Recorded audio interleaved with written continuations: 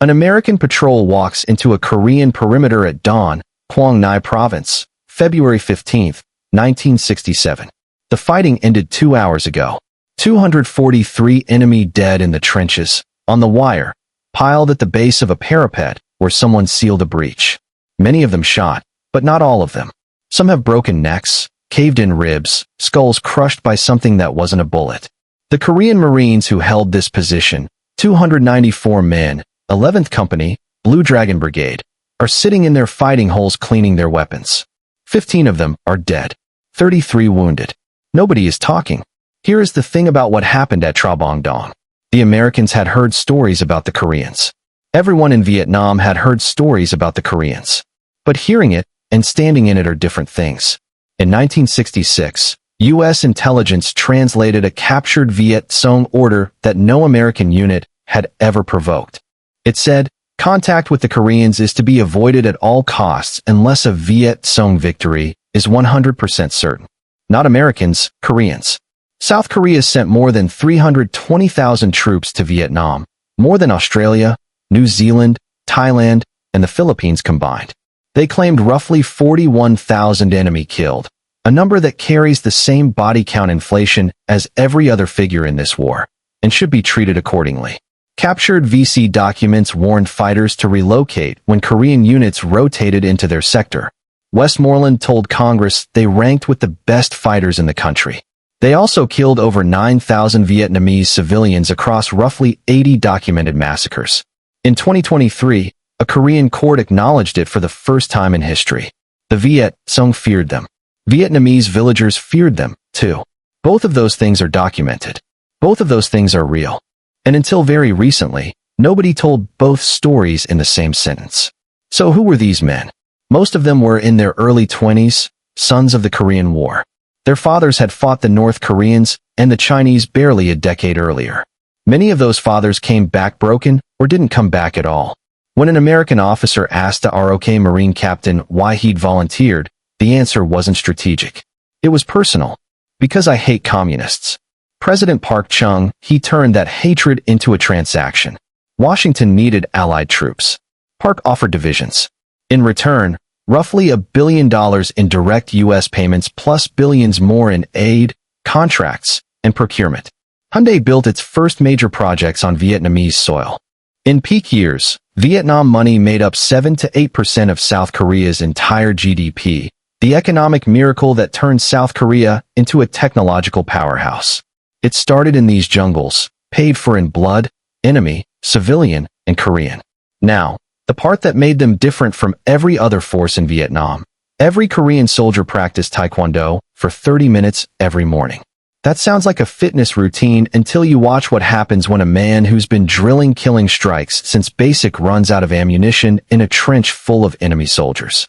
It wasn't ceremonial. It was institutional. Joint breaks, throat strikes, killing blows. Every Marine, every infantryman, from the commanding general down to the newest private. The discipline behind it was something else entirely. Officers slapped lieutenants for dirty boots. NCOs beat privates with rifle stocks while the platoon stood at attention. Fall asleep on guard, and you could be executed by firing squad in front of your own company. 2 soldiers were found guilty of raping a Vietnamese woman. They were shot in formation as a deterrent. The message was clear, and it never changed. Fight or die, and retreating is the worst option. The way they fought explains why the Viet Cong stopped fighting them. Americans ran search and destroy sweeps, move through an area, engage the enemy, go back to base. The VC waited, moved back in, and the village changed hands for the 4th time that month. The Koreans cleared a village and didn't leave. They built a base inside it. They pushed patrols outward, every hedgerow, every tree line, every paddy, meter by meter. Veterans called it the 100-meter rule.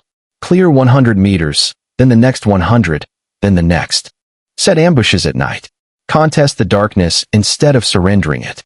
And when they took fire from a village, they didn't call for artillery and wait. They went in. One American advisor described what followed with the kind of honesty that doesn't appear in official reports. The Koreans would kill everything that walks, burn the place to the ground, and souse salt in the earth on their way out. They did something else nobody talks about. The Viet Cong had spent years seeding trails with booby traps and punji stakes, sharpened bamboo hidden in pits to impale American boots. The Koreans learned to find them. Then, instead of just disarming them, they planted their own traps on the VC's infiltration routes. So, the guerrillas who thought they knew which paths were safe walked into Korean-laid ambushes in their own territory. The hunters became the hunted in their own jungle. The results were measurable. In Binh Dinh province, where the Tiger Division operated, the area had been described in '65 as completely controlled by VC except for major towns. Within a year, the Tigers had secured the coastal plain and kept Highway 19 open. In Quang Nam, Blue Dragon sectors saw VC main force activity drop to near zero by '69, while neighboring American zones remained contested. MACV intelligence confirmed it. VC sightings, attacks, and tax collection collapsed in Korean sectors. Defectors told interrogators they'd rather surrender to Americans or ARVN, never to the Koreans. This is where the story splits, and the second half is harder. But first, the night that built the legend, Tra Bong Dong. February 14, 1967. Captain Chung Kyung-jin has 294 Marines in an oval perimeter near the Tra Bong River. He knows an attack is coming. NVA scouts have spent weeks mapping the compound. One of them walked in disguised as ARVN, pacing distances. 23:30. A listening post picks up movement in the wire. Young puts the company on alert, holds fire, lets them come closer, 5 yards from the trench line. Young gives the order. Every weapon fires. The probe dissolves. One NVA body hangs in the concertina. Others are dragged away in the dark. Then, 4 hours of nothing. 294 men standing in their trenches, weapons loaded, staring into black jungle, knowing what the silence means, knowing the probe was a test, knowing the real assault is being positioned somewhere in the tree line right now. For hours of waiting for the sound that tells you it started. 0410, there it is. Recoilless rifles and mortars, pre-registered, accurate, hitting the command post, the mortar pits, the bunkers. Every coordinate the NVA scouts had paced off weeks earlier. Then the ground assault. 3 NVA battalions, over 2,000 men, southwest and northwest simultaneously. Bangalore torpedoes blow the wire.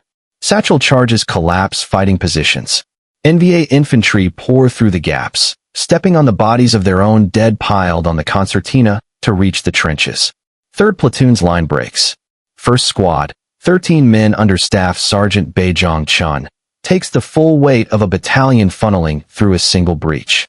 PFC Kim Myong Dia kills 10 at point-blank range before grenades tear him apart. Bae picks up Kim's rifle, bleeding from both shoulders, and kills 10 more. When the rifle is empty, he stands on the parapet with an entrenching tool and swings it into the men climbing toward him until the shrapnel finally takes him down. Sergeant Lee Hak-1 watches his section of trench fill with NVA. He pulls the pins on 2 grenades, waits for them to swarm him, walks into the mass. PFC Lee Yong-bak, the last man alive in a 13-man squad, lures attackers down the trench, drops into a spider hole, and rolls grenades back up into the passage above him. On the other side of the perimeter, Lieutenant Kim Song-jong takes a round to the head. He stays conscious long enough to calculate the coordinates of the NVA regimental command post and call in brigade artillery. The strike lands at dawn. The enemy command structure ceases to exist. Kim passes out. By 6:30, the NVA assault collapses. A Korean counterattack retakes the trenches with fixed bayonets. 243 enemy dead, 15 Koreans killed, 33 wounded. Captain Young's company receives the United States Presidential Unit Citation, one of the rarest honors ever awarded a foreign unit. President Park promotes every enlisted man in the company by personal order. That is what the American patrol found in the morning. That is why the Viet Cong wrote the avoidance orders. Now here is what happened in those same provinces by those same units using those same methods when the methods were pointed at people who weren't soldiers. February 12, 1968. Phong Nhi and Phong Nhut Dien Ban District, Quang Nam Blue Dragon Territory. During Tet, Korean Marines enter the hamlets. 69 civilians killed. Women, children, elderly shot at close range. A U.S. Marine Patrol arrives afterward and photographs the scene. A U.S. Army investigation concludes the killings were committed by Korean Marines. Seoul claims VC dressed in Korean uniforms. The investigation finds no evidence supporting that claim.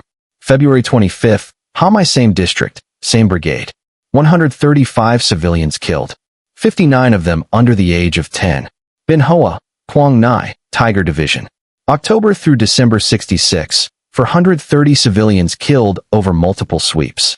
Bin Din Tiger Division again February through March 66 up to 1,200 civilians killed over 5 weeks. Many reported in official channels as enemy combatants. Vietnamese investigations and Korean investigative journalism have documented roughly 80 separate massacre incidents. Total civilian dead between 8,000 and 9,000. In February 2020, Nguyen Thi Ton stood in a Seoul courtroom. She was 8 years old when Korean Marines killed her family at Phong Nhi. She waited 55 years. The judge ruled that the killings were a clearly illegal act. First time in history, a Korean court said it out loud. The government appealed. In central Vietnam, the memorial stones don't use diplomatic language. They list names. They list ages. They state who killed them. The inscriptions are carved in stone because stone doesn't change its story. Park's transaction worked. $5 billion flowed into South Korea from Vietnam between 65 and 72. Direct U.S. payments, military aid, construction contracts, offshore procurement. Hyundai poured its first major foundations on Vietnamese soil. Ports, roads, military bases, and used the experience and capital to become the industrial giant it is today. Daewoo did the same. The chaebols that drive the modern Korean economy cut their teeth on American war contracts paid for with Korean soldiers' deployment. In peak years, Vietnam money made up 7 to 8% of South Korea's GDP and up to 40% of its foreign exchange earnings. The Han River miracle, the transformation that took South Korea from war-ravaged poverty to one of the most advanced economies on Earth, was financed in significant part by what happened in these jungles. 5,099 Korean soldiers died making it happen. 41,000 enemy fighters were claimed, killed, a number that deserves every grain of skepticism the body count system earned. And between 8,000 and 9,000 Vietnamese civilians were killed by the forces sent to protect them. The men who held the wire at Tra Bong Dong fought with entrenching tools and grenades and their bare hands when the ammunition ran out. They sealed breaches with their own bodies. They earned decorations from 2 governments and the genuine terror of an enemy that wrote standing orders to avoid them. What they did that night was extraordinary by any measure of warfare. So was Phong Nhi. So was Hamhŭi. So was what the memorial stones say. The same ferocity that broke the Viet Cong also broke something in the villages where it was applied without restraint. The discipline that made Korean Marines the most feared force in Vietnam is the same discipline that made them dangerous to everyone in their path. Combatant and civilian, armed and unarmed, guilty and innocent. The Viet Cong feared them more than any other force in the war. That is documented. Vietnamese civilians in their sectors learned to fear them, too. That is also documented. And the 8-year-old girl who survived Phong Nhi waited 55 years for someone to say so in a courtroom. The stones remember what the governments forgot.